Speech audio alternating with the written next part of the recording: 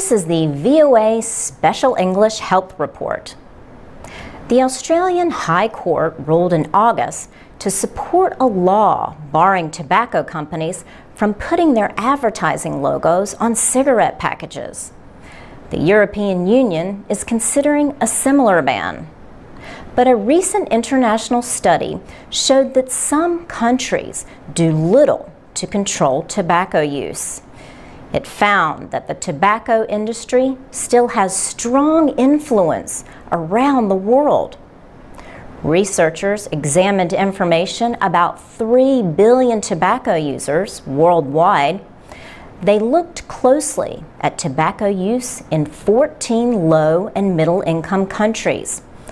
They compared this information with tobacco use in 2 developed countries, the United States and Britain. Gary Jovino is with the University of Buffalo's School of Public Health and Professions in New York State. He was the lead researcher in the study. He says, tobacco contributes an enormous burden to the healthcare system in developed countries. He says that will become the case in low and middle income countries in the near future. In India, he said, it already has. The study found China has 300 million tobacco users. That is more than any other country. India was second with almost 275 million tobacco users. Dr. Jovino says the researchers found powerful pro-tobacco forces were active even in elementary schools.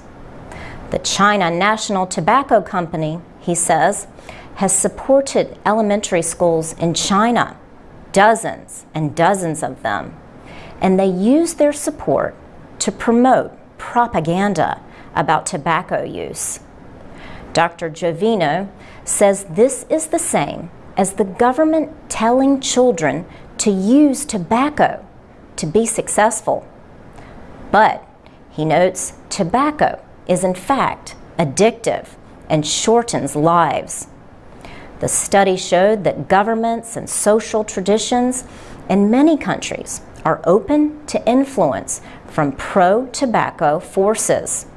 So the Australian court decision is considered important to those fighting to control tobacco use.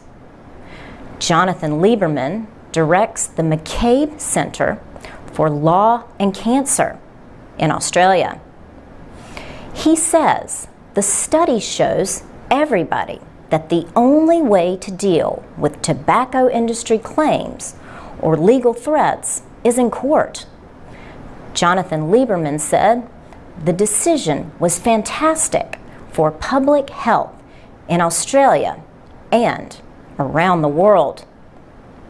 The study also found that unless urgent action is taken, about 1 billion people will die early in this century as a result of tobacco use.